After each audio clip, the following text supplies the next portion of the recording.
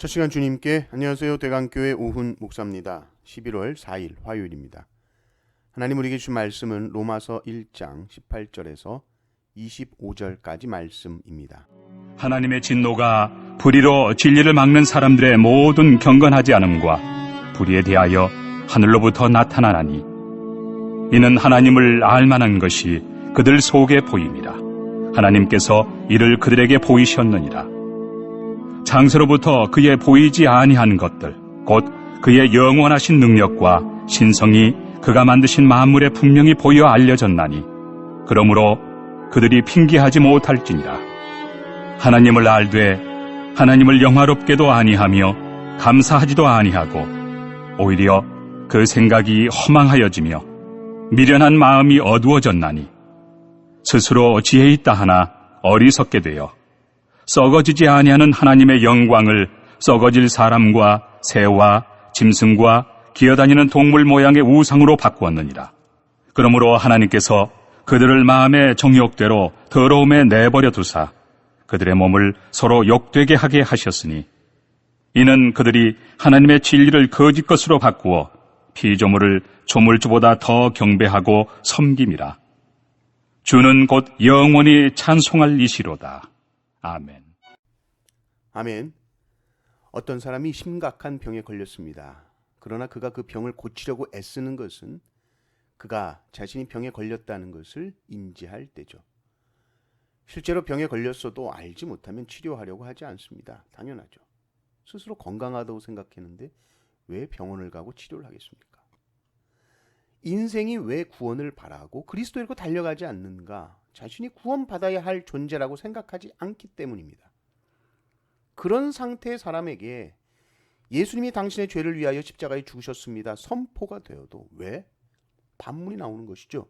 회개하고 엎드리지 않습니다. 자신이 죄인임을 깨닫지 못했기 때문입니다. 이것은 주께서 우리의 눈을 열어서 보여주지 아니하시면 우리는 스스로 죄인임을 깨닫지 못합니다.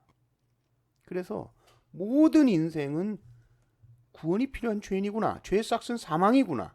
누구도 스스로 이 사망에서 구원받을 자가 없구나. 이것을 깨닫는 것이 치료의 시작, 복음의 시작입니다. 그래서 로마서 1장 18절부터요. 바로 이 준비를 시키시는 거죠.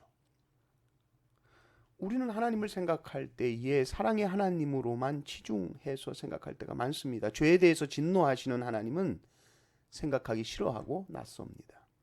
사랑의 하나님이니 절대로 진노하시면 안 된다라고 생각합니다. 진노하는 순간 하나님은 사랑의 하나님이 아니다라고 생각하죠. 그러나 18절을 보십시오. 하나님은 죄에 대해서 진노하시는 공의로우신 하나님이십니다. 하나님께서 진노하시는 이유는 두 가지인데 불경건과 불의입니다. 18절을 보면 하나님의 진노가 불의로 진리를 막는 사람의 모든 경건하지 않음과 불의에 대하여 하늘로부터 나타나나니. 불경건은 하나님을 모르는 척하는 것으로부터 오는 것이죠. 하나님이 계시는 걸 알면서도 계시지 않는 것처럼 사는 것. 정말 계시는 것처럼 살지 않는 것. 만물을 창조하신 이가 있는데 알면서도 그 창조주를 무시하는 것. 그게 불경건입니다.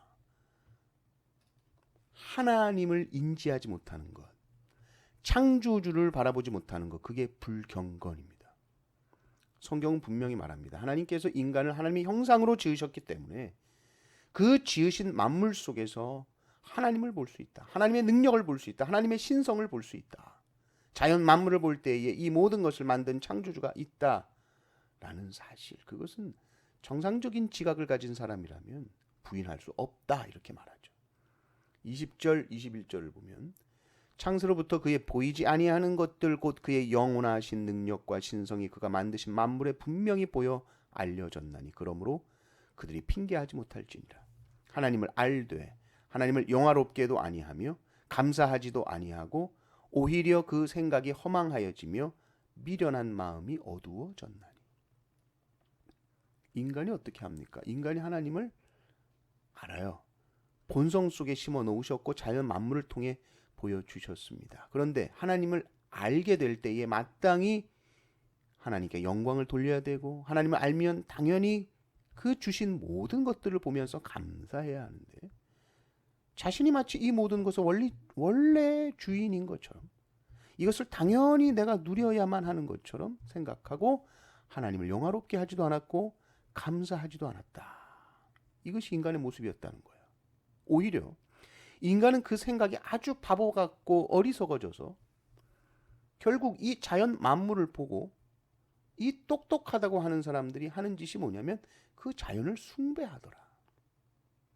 자연을 만드신 분이 있다라는 것을 알고 그 만드신 그분을 찬양해야 되는데 와, 자연이 멋있네. 자연이 참 대단하네. 그리고 자연을 숭배하더라는 것이죠.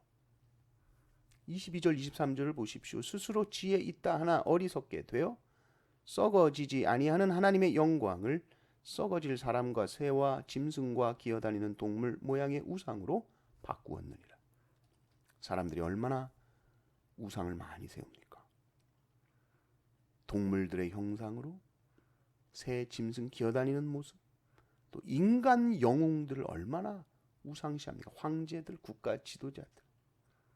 자연을 보고 그것을 만드신 하나님을 예배하고 우리가 누리는 이 자연 만물에 대해서 감사해야 하는데 하나님을 보지 못하고 보고도 못 본 채 무시하는 이 모든 것이 다 불경건입니다. 하나님을 보지 못하는 불경건으로부터 불의가 나옵니다. 우리가 수직적으로 하나님에 대해서 불경건하니 우리의 인간 사회에서 불의가 넘쳐납니다. 수평적 관계 속에서 불의가 나오는 거예요. 우리의 눈에서 하나님이 사라지면 인간은 온갖 죄악으로 가득 차게 됩니다. 이게 24절을 그러므로 하면서 나오는 것들은 온갖 인간의 불의한 모습들이죠. 인간은 본래 경건해야 제대로 작동하며 살게 된 존재입니다. 하나님의 형상대로 만들어졌기 때문에 하나님을 닮아 경건해야 본래대로 제대로 살 수 있는 것입니다. 그런데 제일 중요한 기능인 경건이 사라지니 제일 중요한 기능인 하나님 인식하는 장치가 작동되지 않으니 망가져 버려서 인간이 이상한 짓을 하는데 그것이 죄요 불의입니다. 그러므로 이 불의한 삶을 이길 수 있는 길은 하나님의 임재입니다. 하나님을 보는 것. 내 옆에, 내 앞에, 뒤에, 내 안에 계신 하나님의 임재를 충만하게 경험하는 삶. 그것이 우리의 삶을 불의에 방치하지 않는 삶입니다. 항상 내 삶에서 하나님을 보십시오. 하나님을 인정하십시오. 내 앞에 계신 하나님 앞에 무릎을 꿇으십시오. 그분께 물어보십시오. 하나님의 거룩한 임재 속에서 우리의 삶의 답을 찾으시기를 바랍니다. 그래서 경건한 그리스도인으로서 힘있게 살아가시기를 주님의 이름으로 축원합니다. 아멘.